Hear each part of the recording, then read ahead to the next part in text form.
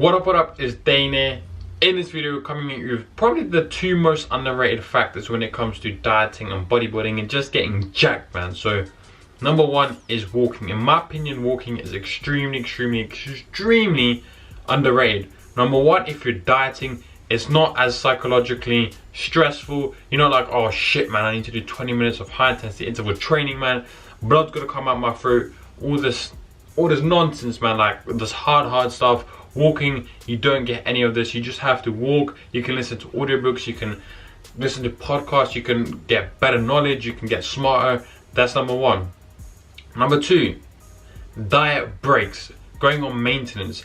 This is very underrated. And when I first started, man, I was like, why would you want to be in maintenance, right? Surely you want to be in a calorie surplus or calorie deficit. Why would you maintain it? You're either progressing or you're not. Well, when you diet for a long period of time, and even if you're in a calorie surplus, I guess for a long period of time, it can also be hard for some people, right? Some people really struggle to eat a lot, so maybe just take it down a notch a bit and then restart it again. But more importantly, this is very important if you're dieting for a long period of time.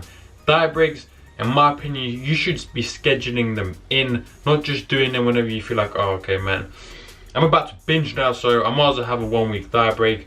No. Schedule them in. Maybe after the first 4 weeks of dieting, you have a 1 to 2 week diet break. Excuse me. And the reason this is so useful is because of this. Having diet breaks restores your hormones, right? When you diet, your leptin levels fall. Leptin is closely correlated to body fat.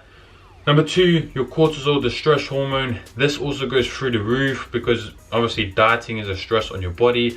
Your testosterone, if you've been dieting for a long period of time, will also drop. And just literally by doing the 1 week or 1 to 2 weeks diet break will actually restore some of your leptin levels as well, and you'll also feel a lot better. Probably the most or the biggest benefit of diet breaks is just the psychological benefit, because you're dieting, you're cutting your calories, like feeling lethargic, again another salad and broccoli, whereas now, trust me, a diet break eating maybe 400 calories extra per day is like one meal, right, or one small meal.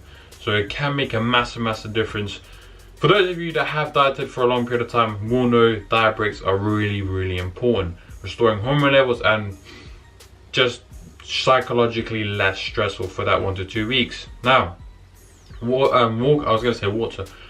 again, very underrated. Also walking, from what I've heard, it can actually like enhance a lot of factors in your life, especially like maybe business, coming up with new ideas.